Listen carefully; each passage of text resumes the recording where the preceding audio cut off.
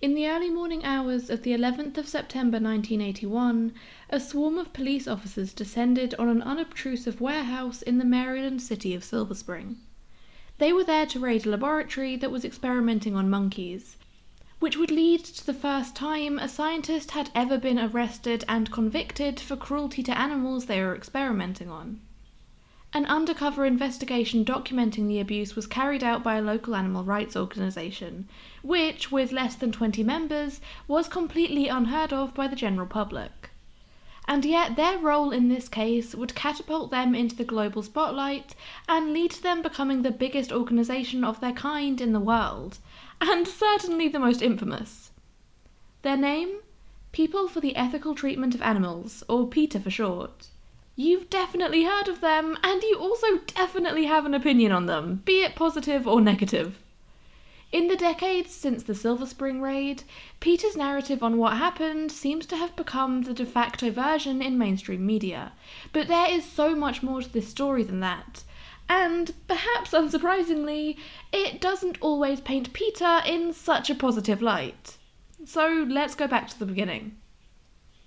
It's sometimes said that it was the Silver Springs case that led to PETA's formation, but in reality they were founded the year before, in 1980, when a young animal rights activist named Alex Pacheco started volunteering at a local dog shelter and befriended an employee there named Ingrid Newkirk. Despite only being in his early 20s, Alex was already a hardline animal rights activist, having been radicalised by a visit to a slaughterhouse when he was only a teenager. He immediately began trying to take a stand for his newfound cause, but found that not many people were all that interested. In the summer before he founded PETA, Alex travelled to Europe, and rather than having a nice relaxing vacation, he instead joined the crew of an anti-whaling vessel named the Sea Shepherd, which resulted in him being jailed in Portugal after the Sea Shepherd deliberately rammed a whaling boat. After his release, Alex continued on to England, where he joined a group of hunt saboteurs. At this time, the animal rights movement here in the UK was already in full swing, having taken off in a way it hadn't yet in America. Alex was so inspired by what he'd seen and experienced that when he returned to the United States, he decided to start his own organisation in a similar vein, and thus the seeds of PETA were sown. When PETA was first founded, it was headquartered in a basement apartment in Tacoma Park, Maryland, where I assume either Alex, Ingrid, or both were living at the time. It was also home to a rescued pig. Although they managed to get some members to sign up, they still numbered less than 20, and were very much a grassroots organisation. Alex and Ingrid had decided that they wanted to focus primarily on helping farmed animals and animals being used in experimentation. Initially, they just protested, holding demonstrations outside slaughterhouses and the National Institute of Health, but Alex and Ingrid felt that they weren't making as much of an impact as they hoped. So in May, they got hold of a pamphlet listing all of the US Department of Agriculture's laboratories, and settled on one called the Institute for Behavioural Research, for no other reason than it was the closest one to them. They didn't even know what kind of animals they had or what they were being experimented on for. At this time, Alex was a third-year student at George Washington University, studying political science and environmental studies. Although his major wasn't related to medical science, he walked in through the doors of the IBR and introduced himself as a graduate student who was absolutely fascinated by animal experimentation and asked if they had any jobs available. Unfortunately for him, they didn't. However, Edward Torp, the scientist in charge of the project, was so impressed by Alex's obviously fake enthusiasm that he offered him a placement as a volunteer, and Alex immediately accepted. And so, just like that, step one of PETA's plan had neatly fallen into place, and the undercover investigation was ready to begin. But before we get into that, we should probably look a little more into Edward Torp, because he's also a major player in this story, and if we want to get the full picture, then we need to look at his background. But in order to do that, we need to go back even further in time to 1890s England. I promise this is relevant. So, in the late 19th century, a neurophysiologist by the name of Charles Scott Sherrington began experimenting on monkeys in much the same way that Torp would do almost a century later. He carried out a procedure known as deafferentation on a rhesus monkey. If you haven't heard of deafferentation before, and literally who has, let me explain. Essentially, deafferentation is a surgical procedure in which some of the animal's sensory nerves are severed, generally ones that are linked to one specific part of the animal, like a limb. And I'm specifying animal because while there's no reason you couldn't carry out this kind of procedure on a human, that would never happen. It's done solely for the purpose of studying the effect it has. There's no benefit to the patient, so obviously it would never be done to a human because it would be deemed too unethical. The ethics of putting an animal through that kind of thing weren't even considered until the Silver Springs controversy. But even putting aside the moral issues for a moment, what would the point of this kind of surgery actually be? We've already established that it's not any kind of medical treatment, so what was Sherrington hoping to achieve? Well, for a long time, deafferentation experiments were done purely out of scientific curiosity. They weren't trying to solve a problem, they just wanted to see what would happen if they did a specific thing to an animal. And when Sherrington carried out deafferentation on a rhesus monkey's arm, what he found was that the arm then became seemingly paralysed. And yet it wasn't. He'd only cut the nerves associated with sensory input, not movement. Theoretically, the monkey should have been able to move their arm as normal, but once their feeling was cut off, they just stopped using or moving it altogether. This phenomenon would be dubbed Sherringtonian reflexology.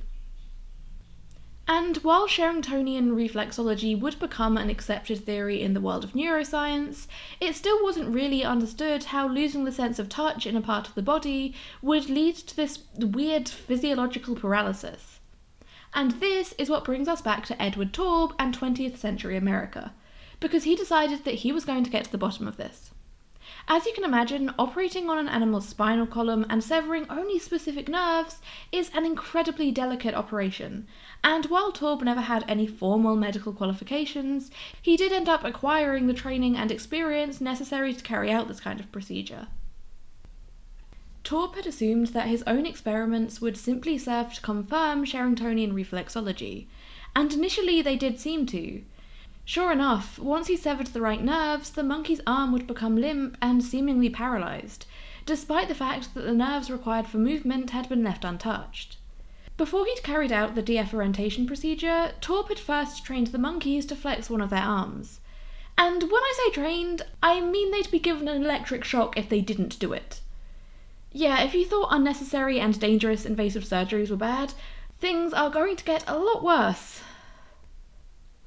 But following deafferentation, the monkeys would again have to go through the process of flexing an arm or having an electric shock.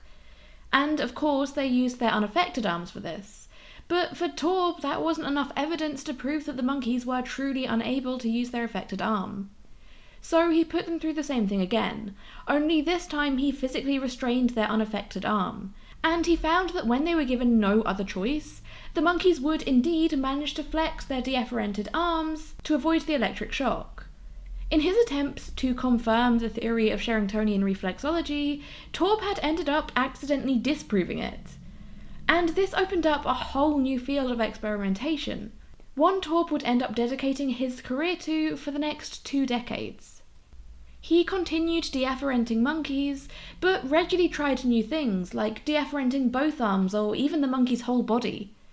And instead of continuing to focus only on adult monkeys, he began also operating on newborn babies, and even unborn fetuses, who would be removed from their mother's womb for the procedure before being sewn back into her afterwards. For a long time, Taube's research was done purely out of scientific curiosity. He didn't have any kind of goal in mind, he wasn't trying to achieve anything, he just wanted to see what would happen if he messed with a monkey's nervous system in various different ways. It wasn't until he'd been doing this for years that it occurred to anyone that there could be any kind of practical application to his observations, and that was its potential use in treating people who had become paralysed following a stroke or spinal cord injuries. It had always been assumed that once you became an adult, your brain was fixed and couldn't fundamentally change. However, Taube's findings would show the neuroplasticity of our brains, that they can adapt and relearn things that were previously thought impossible. This kind of research had the potential to be life-changing, and it was on this basis that Taub's laboratory, the Institute for Behavioural Research, or IBR, got a sizable grant from the National Institute of Health. And it was a continuation of this research that was going on when Alex Pacheco walked through the lab's doors in May 1981. You see, I told you this would all loop back to the main story. So Alex was given a role as a volunteer helper, and Taub and his team were none the wiser as to his true intentions. And like I said, the IBR was selected purely because it was the closest. Alex had no idea what he was getting himself into when he chose it, but what he found was beyond his worst nightmares. The laboratory was home to 17 primates. All but one of them were crab-eating macaques, a species of monkey native to Southeast Asia. They're absolutely beautiful animals, but unfortunately they're also one of the most popular species to use in laboratory experiments, partly because they're so physiologically similar to us humans. In 2014, nearly 22,000 of these monkeys were imported to the US for use in experiments. During the COVID pandemic, demand for crab-eating macaques soared as scientists around the world scrambled to find treatments, cures, and vaccines for this new disease, which led to so many of these monkeys being taken from the wild that in 2022 the ICUN officially changed their classification to endangered, a label they still hold today. It's not entirely down to their use in research. Their populations have also been harmed by habitat loss, but I just thought it was worth sharing that because I had no idea the toll COVID research had taken on these beautiful animals until I started researching for this episode. It's honestly tragic. I didn't intend to go on such a crab-eating tangent there, so let's get back to the story. Of the monkeys in the IBR, only one of them was a different species, and that was a single rhesus macaque. Like the crab-eating macaque, rhesus are also from Asia, though they have a much wider range than the former, and also like crab-eaters, they are an incredibly popular species for use in medical research, although fortunately their numbers in the wild haven't been as badly affected by that. The ICUN currently lists them as least concern. Each of these 17 monkeys had names, although I couldn't find anywhere that said for sure who had named them. At least one source seemed to suggest that it was PETA who gave them names, but I couldn't find that properly confirmed anywhere. Regardless, their names were Alan, Adidas, Augustus, Big Boy, Billy, Brooks, Charlie, Chester, Domitian, Hard Times, Hayden, Montaigne, Nero, Paul, Sarah, Sisyphus, and Titus. Macaques are highly intelligent animals and incredibly social, living in large groups in the wild. And yet the ones in the IBR lab were being housed alone in tiny wire cages, less than 18 inches wide. They had no enrichment, not even a solid floor to sit on, instead having to make do with the mesh floor of the cage, which was rusted and absolutely caked with dirt and excrement. Of the 17 monkeys, 8 had been deafferented, and at least one of them had had the nerves for both arms severed. Unable to feel anything in their affected limbs, the monkeys often didn't seem to even realise their arm was a part of them, and as a result, many of them bit off their own fingers and tore gaping wounds in their flesh. Many of these wounds were left unbandaged, but the reason for that is one of the more disputed elements in this case, and we'll get more into that later. The court case that would follow Alex's investigation led to an extensive back and forth between the two sides, both of whom accused the other of lying, and both of whom had equally qualified experts vouching for them. It reached a point where even some of the most basic facts were muddied, to the point where I'm not sure a completely accurate and unbiased account of things can be known anymore. But I've done extensive research for this episode, taking in accounts from both sides to try and create the most accurate narrative I can here, but honestly, having spent over a week now embroiled in this thing, I just don't trust IBR or PETA to be completely truthful in their accounts. This whole thing is just so messy. I almost scrapped this episode altogether because I didn't want to put it out if I couldn't be sure that I was getting the story right. One thing that wasn't up for debate though was the impact that the monkey's solitary confinement was having on their mental health. Like I said before, these are incredibly intelligent social animals, and yet they were being kept confined in tiny cages with no enrichment and no social interaction.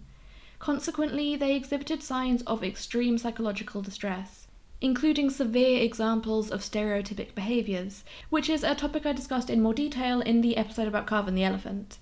They were also crying out desperately and often showed signs of aggression, agitation and distress. To most people in the 2020s, the idea of animals being able to suffer psychologically seems obvious, especially wild animals being kept in such awful conditions. And while there were some people who thought the same back in the 80s, they were a minority and often accused of anthropomorphism, applying human characteristics to a species that didn't have them. Torb, like many of his day, subscribed to an idea called behaviorism. Basically, it posited that animals were unthinking machines, and that everything they did was in response to some kind of stimulus. They were seen as just automatrons, computers. The idea that animals could be in any way sentient, that they could have emotions, minds, free will of their own, was considered ridiculous. And because of that, it was also considered that an animal couldn't really feel pain or suffer, no matter what they were subjected to. Obviously, to a modern audience, especially an audience of animal lovers, that seems inconceivable. How could anyone spend any length of time with an animal and not see what complex, intelligent, sentient beings they truly are? But that's not how those in the scientific field saw it. And I suppose it kind of makes sense. If you admit to yourself that what you're doing is causing a sentient being to suffer, be it physically, mentally, or emotionally, then it becomes a lot harder to justify it to yourself. But if you put up that wall of believing that animals are incapable of feeling, and ignore any evidence to the contrary, then it becomes a lot easier to just ignore the blatant symptoms of distress. But even in a world that viewed animals as non-entities, there were those who still saw them as sentient creatures who deserved to be treated as such, and Alex Pacheco was one of them. He kept notes on the things he encountered in his time undercover at the lab, and despite how upset he was by the way the monkeys were kept and the things being done to them in the name of science, he managed to keep up his charade of pro-experimentation so much that he was given his own set of keys so that he could continue to do work on the weekends and evenings when the lab was mostly empty. Alex could now spend hours at the lab without having to worry about anyone walking in on him, which gave him the freedom to photograph and film the conditions there. He captured them huddled in their tiny, filthy cages, being forced to filter through trays of their own feces and urine to try and find food, their mutilated bodies, the restraining devices used for experimentation, the mini fridge that had been converted into the electrocution room, and any number of other horrors. These photos would come to symbolise the plight of lab animals, and would become one of PETA's most powerful tools in turning the public against practices that were previously seen as just being commonplace and acceptable. When individual humans or animals become a faceless number or statistic, we find ourselves unable to care properly, even when we know we should in theory. It's just the weird way our brains are wired. They become an abstract concept rather than individual beings. That's part of how most people are able to hand-wave welfare concerns around farming and animal testing in a way that we can't with, say, our own pet. And that's why these photos had such an impact, because they showed the Silver Springs monkeys as individuals. It captured their individuality and their suffering in a way that simply couldn't be ignored. But even armed with these photos, Alex still had to bide his time. He knew that he'd only have one chance to go to the authorities about this, and he had to make sure that the evidence was strong enough to warrant action. After all, there had never been a previous case of an animal experimenter being charged with anything, because the animal welfare laws that applied to things like pets and zoos all made specific allowances for animals being used in experiments. Besides, he had to make his observations over a long enough period to show that this was just how things were. If he tried to get the authorities involved after only a couple of weeks, Torb and his team could easily turn around and claim that it was only like that for a short period of time, and say that the monkeys were usually much better cared for. It must have been absolute hell to be an animal lover having to go somewhere like this day in and day out, being surrounded by suffering animals that you're powerless to help in that moment, unable even to question what was being done for fear of arousing suspicion. A lot of people in that kind of situation might have become so overwhelmed by the cruelty that they had to give up, but Alex's eyes were kept firmly on the end goal. He was determined that he would free these monkeys and save them from suffering. But the only way he was going to be able to do that was by enduring what he was witnessing and continuing to document the neglect and abuse. After Alex had been at the lab for a couple of months, Torb left for a 2-week vacation, leaving the care of the monkeys in the hands of Alex and the lab's 2 regular caretakers. And the exact situation with those caretakers seems a little iffy. We know that they didn't show up for work for half of the time that Torb was away, despite the fact that in the 2 years prior to that, they'd only had a total of 3 days off.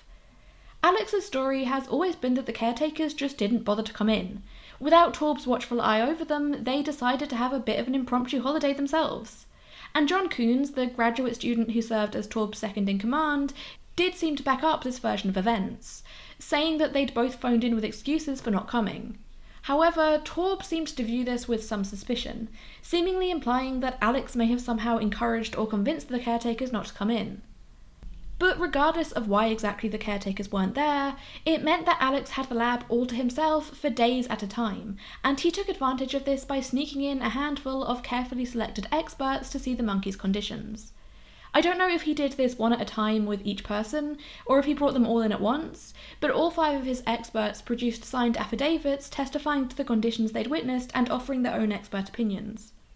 The people Alex brought in were Dr. Michael Fox, a vet ethologist and writer, Dr. Geza Telecki, an ethologist and primatologist, a psychologist named Donald Barnes, who had been involved in testing on monkeys for years before turning against it, and Dr. John McArdle, a primate anatomist and former primate researcher. Around this same time, Alex learnt that one of Maryland's animal welfare statutes had been revised, which tightened some of the loopholes around animals being used in experiments, and he realised that now was his chance. On the 8th of September 1981, Alex approached the local police, armed with his photographs and written observations, as well as the signed affidavits of his 5 experts, and also one from himself. It was only 3 days after this that police raided the IBR laboratory, and despite being forewarned from Alex's evidence, they were still horrified by what they found. The laboratory was so filthy that when they first entered the room where the monkeys were being kept, several police officers rushed straight back to their cars to get PPE, because they were so concerned about their health just being in there. That's how dirty this place was, and apparently the stench was unbelievable. There was no doubt about it, these animals were not being cared for properly, and so all of the live monkeys present were immediately confiscated by police. And I'm specifying live because in his time working at the lab, Alex had also come across the bodies of several monkeys, some stuffed into freezers, others dumped into a barrel of formaldehyde. The operation was a major step forward in the animal rights movement, as it was the first time any animal testing lab had been raided by law enforcement, and the first time anyone had been arrested for cruelty to animals during an experiment. But while it might have been a big deal in that sense, it was still supposed to be kept low-key. After all, it was still an ongoing police investigation, and in Maryland it's illegal to tell someone about a search warrant that hasn't yet been executed. And yet, despite that, when police arrived at IBR early in the morning of the 11th, they found that a sizable media contingent was already there, waiting. And members of PETA were also there, holding interviews and handing out pre-prepared press releases, complete with some of the photographs Alex had taken. No one from PETA was ever arrested for tipping off the media, but the police were more than a little annoyed to find that the people that were supposed to be their allies seemed to be more concerned about getting media attention than in following due process. One of the things PETA is best known for now is publicity stunts and spectacle, and it seems that creating media circuses has been part of their MO since the very beginning.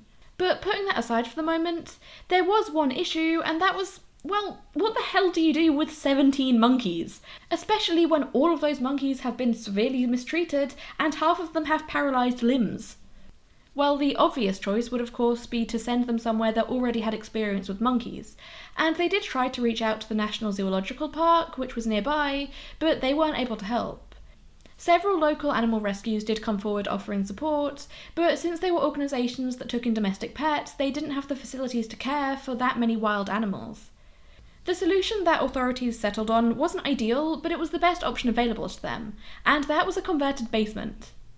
More specifically, the basement of a woman named Laurie Keneally, who lived in Rockville and was the head of the local Humane Society. A team of volunteers completely renovated the basement, adding insulation, installing new windows, fitting a new ventilation system, and putting drains in the floor to help with cleaning, as well as constructing cages that were at least twice the size of the ones in the lab. Like I said, it was far from a perfect solution, but it was the only half-decent choice they had, and it was certainly a lot better than their housing at the lab, and besides, it was only temporary. The monkeys were given bowls for their food, something they hadn't had before, as well as toys and enrichment, and solid surfaces to sit on instead of wire mesh. There was also a TV set in the basement, and apparently the monkeys really got into daytime soap operas, which is a fact that I'm kind of obsessed with. The monkeys received love and care for perhaps the first time in their lives, being hand-fed by their rescuers and having their fur groomed. Even though it wasn't the most natural environment, it must have seemed like heaven compared to their lives so far. The monkeys had finally been rescued, but in doing so, a battle had begun that would rage on for over a decade, one that would end up outliving almost every single one of the animals at the centre of it. The IBR were not willing to give up the monkeys without a fight. Legally speaking, they were their property, and between the intensive surgeries they'd been put through and the amount of time and effort invested into their experiments, they'd become valuable commodities that couldn't be replaced easily. So IBR's lawyers headed straight into court to demand the monkeys' return, bringing with them 2 recent inspection reports from the US Department of Agriculture, one of which stated that there were no issues at the lab, and the other stating that there were only minor ones. And much to the prosecution's surprise, the judge found in IBR's favour, ruling that the monkeys must be returned to Torb's custody the very next day. However, when they came to collect them the next morning, the monkeys were gone. Every single one of them. Once again, the police were not amused, but Laurie Keneally denied all knowledge, claiming that her house must have been broken into when she was out. It certainly didn't have anything to do with her. And her claims of ignorance were echoed by every single member of PETA the police spoke to. Even now, over 40 years later, no one has ever come forward and claimed responsibility for taking the monkeys. The police obviously weren't buying it, and they were more than a little pissed off that the activists had once again gone rogue. They issued warrants for the arrests of Laurie, as well as PETA's co-founder Ingrid Newkirk and the director of the Washington Humane Society, Gene Goldenberg. And Laurie was actually imprisoned for almost a full day before the police realised that they didn't actually have any solid evidence that she was involved in the monkeys' disappearance, and so they released her. Torb and the IBR were furious that the monkeys had been stolen, and in a press conference a reward of $200 was offered, much less than the monkeys were actually worth. It was clear that no one from PETA was going to come forward with answers about what they'd done with the monkeys, and while they might have been trying to act in the animals' best interest, the reality was that the monkeys themselves were the most important pieces of evidence in the upcoming animal cruelty trial, and without them all charges would have to be dropped and Torb would get off scot-free. When the police explained this to the activists, the monkeys reappeared just as mysteriously as they'd vanished. Their supporters continued to proclaim their innocence, though there were whispers about how the monkeys had been on a little vacation down in Florida. Torb leapt on this and pointed out that putting a bunch of monkeys into the back of a truck and carting them to and from Florida, a round trip of about 2,000 miles, could also be considered an act of animal cruelty. The activists had to concede defeat in this fight. There was nothing they could do to prevent the monkeys from being returned to IBR. However, when Torb and his assistants arrived at Laurie's house to collect them for the second time, they found that the door had been locked and barricaded with a sofa. It was a last-ditch attempt to delay the inevitable, and PETA knew that. They didn't actually think that a blocked door was going to be enough to keep the monkeys at Laurie's house, but they wanted to delay their return for as long as possible to make the point that this wasn't what they wanted. So the monkeys were finally returned to Torb, but he didn't have long to celebrate his victory, as the next day both he and his assistant John Coons were charged with 17 counts of cruelty to animals, one for each of the monkeys. 1 week after the monkeys had been returned, 2 of the male monkeys were put into a cage together while one of them was being cleaned out. Being unsocialised and neurotic, the 2 began to fight, and one of them, Charlie, was killed. So the court once again got involved to have the monkeys moved. This time, custody of the monkeys was given over to the National Institute of Health, and the remaining monkeys were transported to an NIH facility in Poolesville, but they weren't any better off there.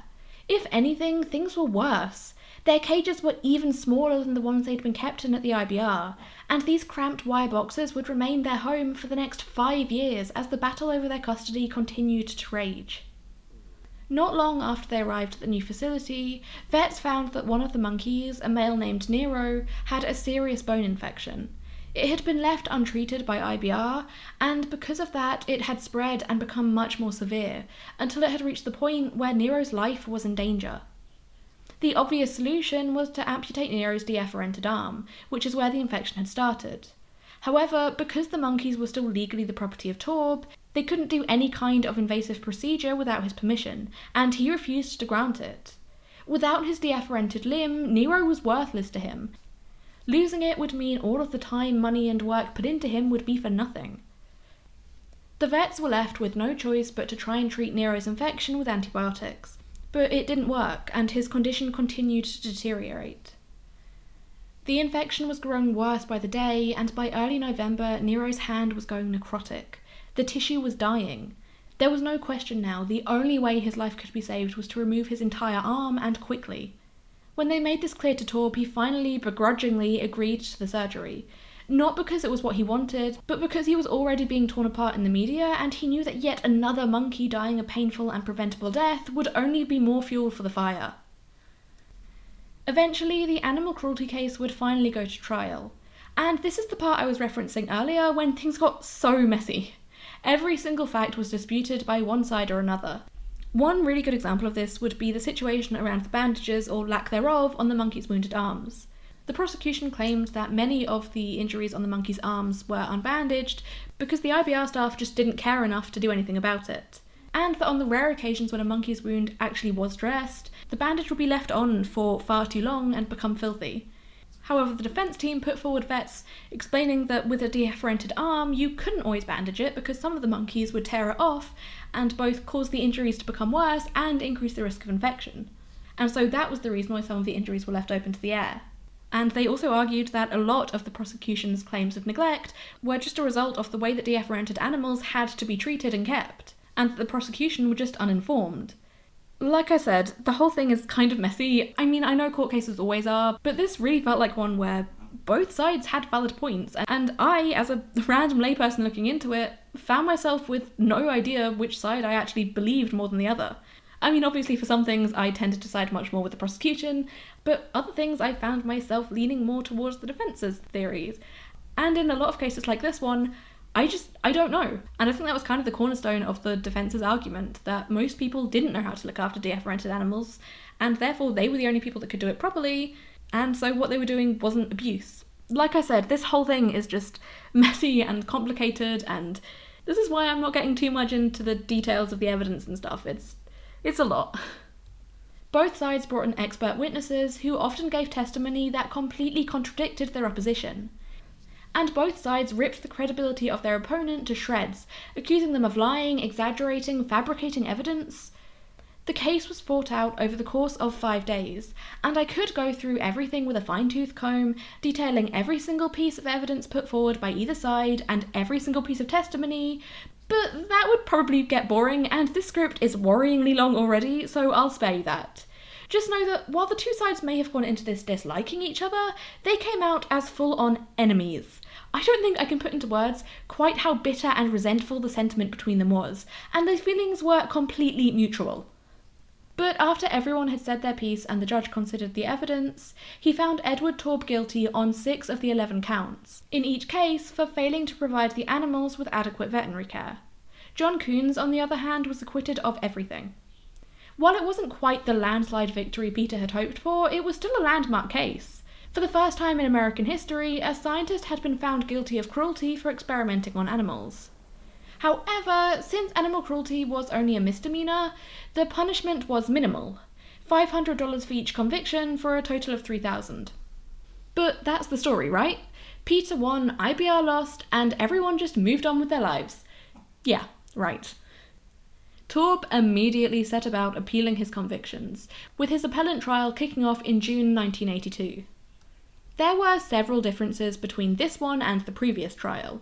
For a start, the verdict was to be decided by a jury and not a judge, and the judge presiding over the case ruled that the prosecution could only bring forward evidence pertaining to the 6 monkeys he'd been convicted for.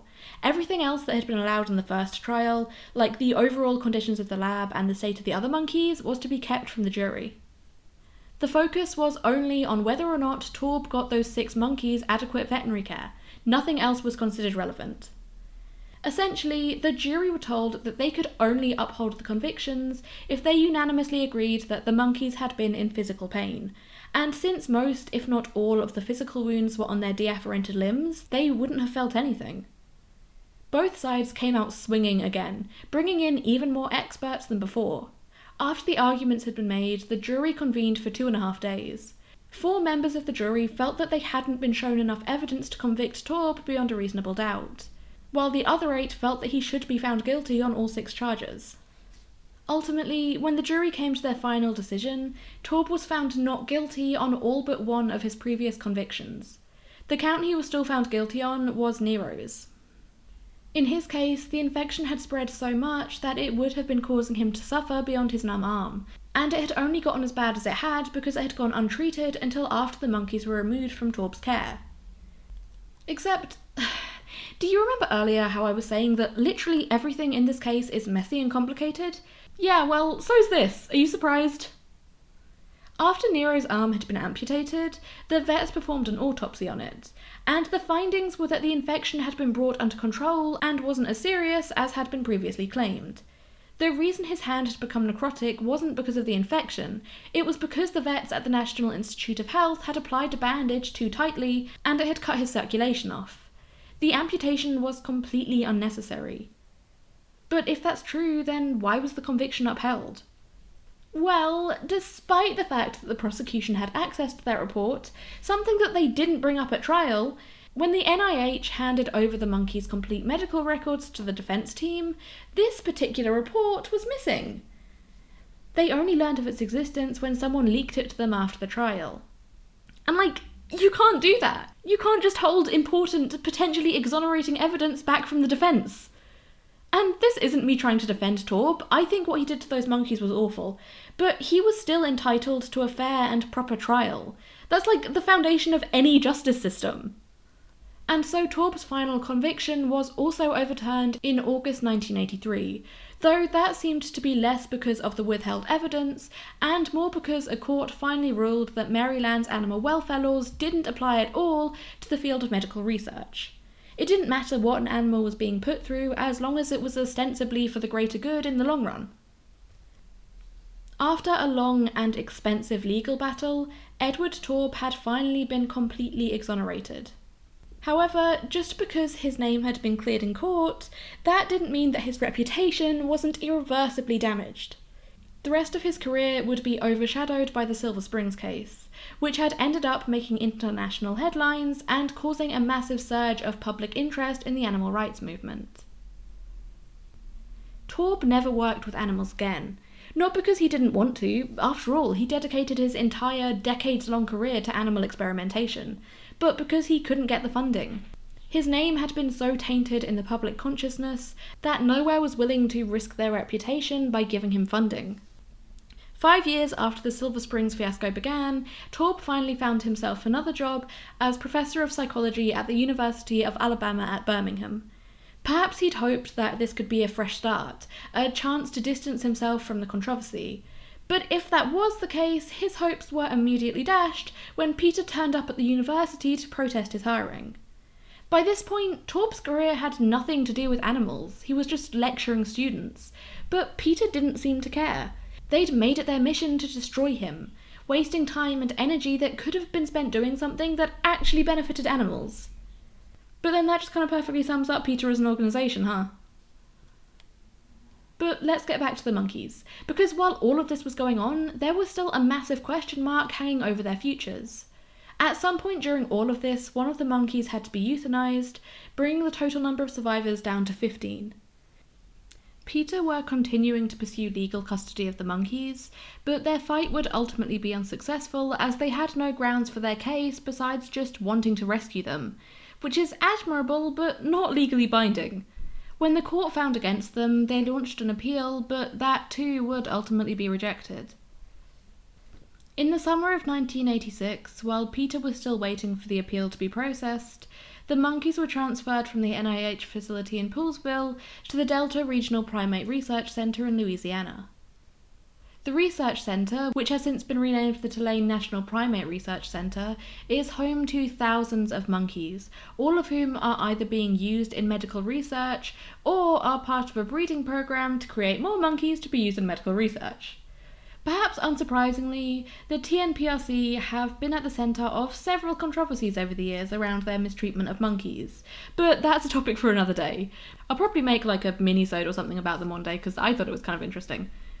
But anyway, PETA were furious that the monkeys had been moved halfway across the country without warning, especially when they were still trying to gain custody of them themselves.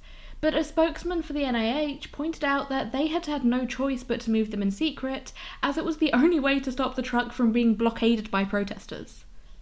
The main reason that PETA were trying so hard to get custody of the monkeys was that until this point, the NIH had been very open about the fact that they were planning to resume Taub's research into the monkeys, either under him or, when that didn't work out, someone else with the right experience. However, all that was really left to do was the final stage of the study, wherein all of the monkeys would be killed so scientists could see what effect the deafferentation had had on their brains. However, when the NIH moved the monkeys, they also changed their stance, finally promising that the monkeys would be free from use in experimentation. They wouldn't be put through any more invasive procedures and would be allowed to live out the rest of their natural lives. Not only that, but they said that they would also try to re-socialise the monkeys enough that they would be able to live in a group situation again, giving them a much more natural life. Although, considering everything they'd been through since they were babies, there were absolutely no guarantees that such a thing would ever be possible. Sadly, one of the monkeys passed away shortly after arriving at Tulane, but the remaining ones were carefully examined by a panel of experts to establish the best course of action for them. They determined that the 6 monkeys that hadn't been deafferented were all in good health, and all but one of them were eventually re-socialised enough that they could be transferred to the San Diego Zoo to live as close to a natural life as possible. However, the future seemed a lot less bright for the 8 surviving deafferentation victims. They were found to be suffering from a range of physical health problems. Their deafferented limbs were marred by flesh wounds and broken bones, and many of them had developed fused vertebrae at the site of their deafferentation surgery, which caused their spines to become curved and caused them constant pain. These monkeys were never supposed to live as long as they had. Taub had planned to euthanize them all in 1982 to finish his research. It was unheard of for a deafferented animal to be allowed to live this long after a procedure, and the monkeys were really suffering the long-term effects of the surgery. They were in such a state that when the panel of primatologists examined them, they unanimously agreed that they should all be put to sleep. If kept alive, they would only further degenerate. And while it might have been in the monkeys' best interests, the NIH really weren't keen to go down that route. The monkeys had become so famous that to wipe all of the disabled ones out would cause a massive backlash that they just didn't want to deal with. So instead, they assembled a second panel of experts to give their opinion. This new panel's ruling wasn't as blanket as the previous one had been, but they still recommended that 2 of the monkeys be euthanized immediately. They were in such a bad way that the only thing that could be done for them was to end their suffering. Of the remaining monkeys, they found that 3 of them had the potential to be re-socialised, but that the final 4 would be best housed alone until their condition had also deteriorated to the point that they had to be put to sleep. And by this point, it was clear that none of the deafferented monkeys would be able to live out their natural lifespans. It was just a matter of trying to keep them comfortable until their pain became too unmanageable. When it became clear to PETA that there was no way they could legally assume ownership of the Silver Springs macaques, they instead turned their attention to other campaigns, making the most of the massive boost in publicity and membership the case had generated them. But they always kept one eye on the monkeys, hoping for some kind of development that might give them legal grounds to finally step in and take ownership of them. And in 1987, something did indeed happen that changed things. Scientists approached the NIH asking for permission to perform one final experiment. You see, in every other case that an animal had been deafferented for research, they had been killed not long after as part of the study. But because of the unique circumstances that had popped up around these monkeys, they'd lived much longer than any other deafferented animal ever had, and scientists were interested to see what kind of an effect their extended lifespan had had on their brain. Some of these monkeys had been living with deafferentation for almost a decade, and no one knew what kind of an effect that could have had on their brains. So they wanted to anaesthetise the monkeys, remove a portion of their skulls to expose the brain, and insert a tiny electron into the cells that would have once received information from the deafferented limb to see if the cells were doing anything, and if so, what function they'd adapted to. And the NIH did agree to this experiment, but with strict guidelines. For each monkey, it could last no longer than 4 hours, and it could only be done on monkeys that had deteriorated so much that they were going to be put to sleep anyway. That way they could be euthanized before the anaesthetic wore off and wouldn't suffer from what was being done to them. Despite the NIH's restrictions, PETA were absolutely furious that they would agree to this at all, pointing out that they'd promised that the monkeys would never again be put through any kind of invasive research procedures. The NIH would not be swayed though, and in December 1988, when 3 more of the Silver Springs monkeys had deteriorated to the point that they needed to be euthanized, they announced that they would be carrying out this procedure on them before they were put to sleep. The monkeys wouldn't experience any pain from the operation and had to be euthanized anyway, and so the NIH and their supporters felt that there was nothing to be lost from putting the animals through this procedure, and potentially a lot to gain with regards to our understanding of the brain's neuroplasticity, knowledge that could potentially lead to life-changing and even life-saving treatments for humans. But to PETA, it was an unforgivable evil, and they marched straight into a Louisiana court to get a temporary restraining order that would prevent the operations from taking place, as well as filing once again to be given custody of the monkeys.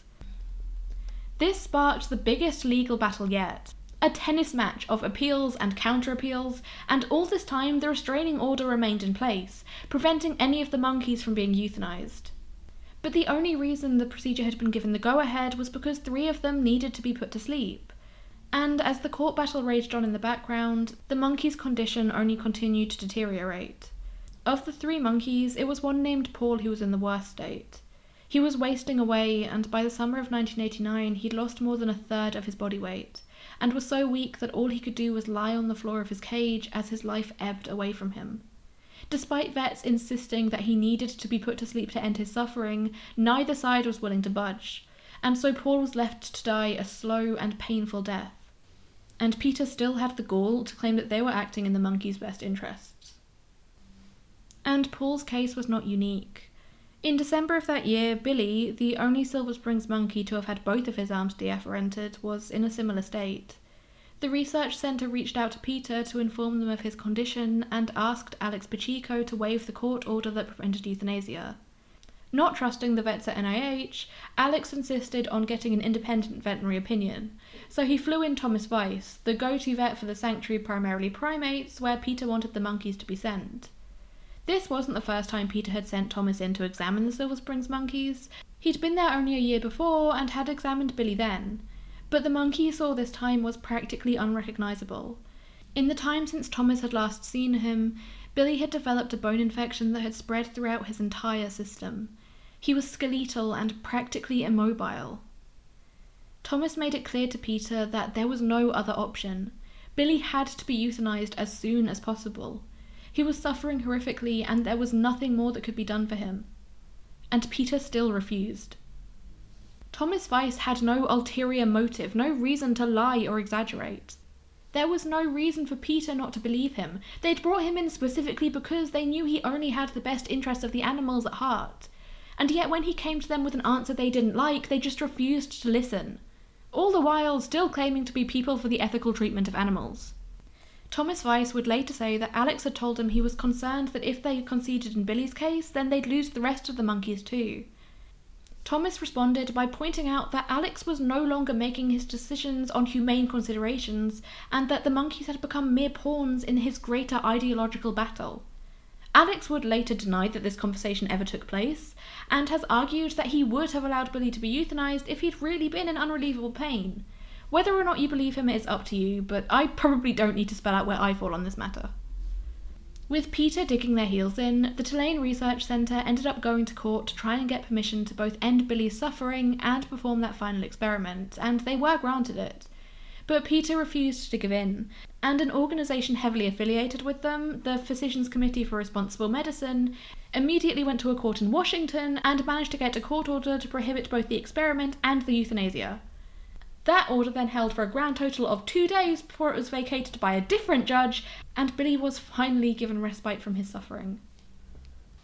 PETA may have lost the battle, but they were determined not to lose the war, and for months both they and the PCRM continued to fight in various courts to prevent any more of the monkeys from being experimented on.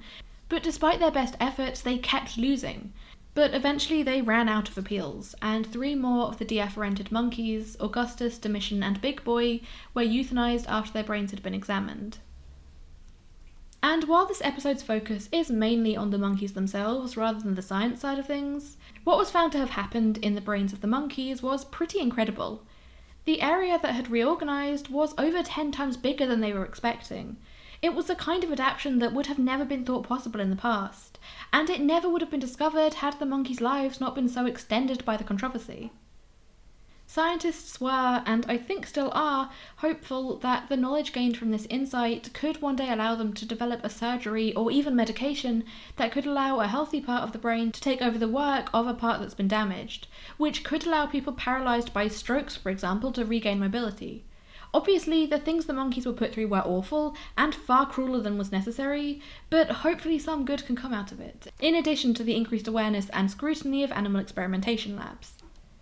Although the case hadn't quite gone in the direction that PETA had wanted, they did manage to get part of their lawsuit all the way to the Supreme Court. Unfortunately, it was one of the least important parts of it. The Supreme Court agreed only to review whether PETA's lawsuit should have been heard in a federal court, which is what the NIH wanted because they'd beaten them in federal courts before, or in a Louisiana state court, which I assume is what PETA were after.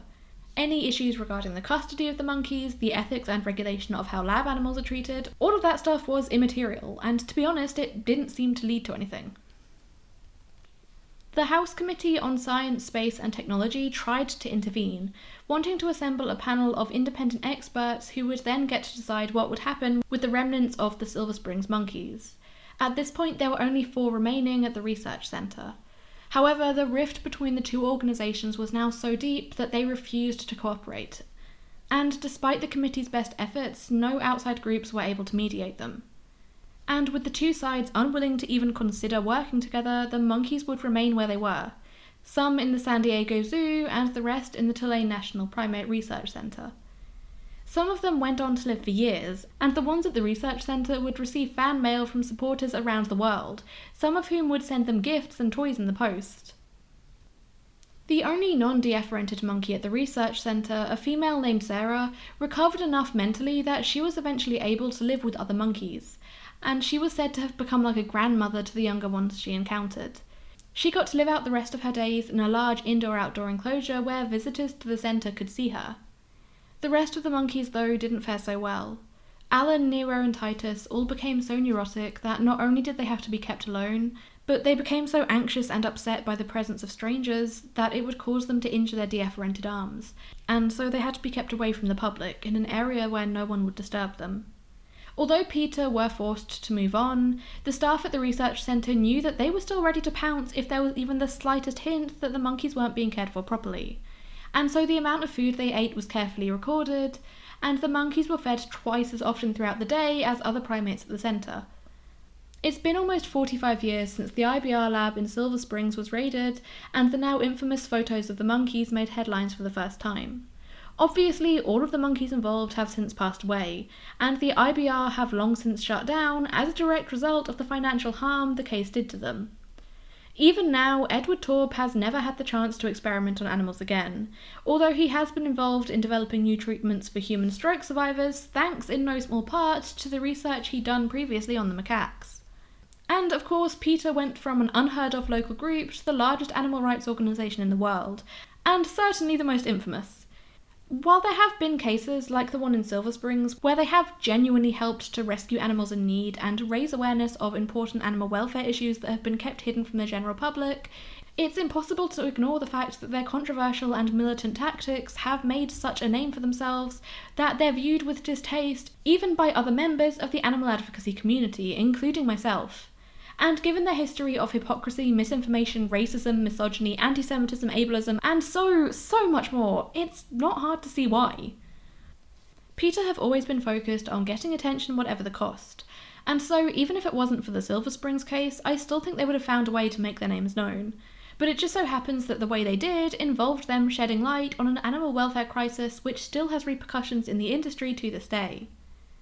Animal experimentation is obviously still a thing, and is still incredibly controversial, but even before strict legislation was brought in around the care of these animals, the public backlash to the Silver Springs case was such that it forced experimenters to self-regulate and step up their welfare standards for fear of meeting the same fate as Edward Taub.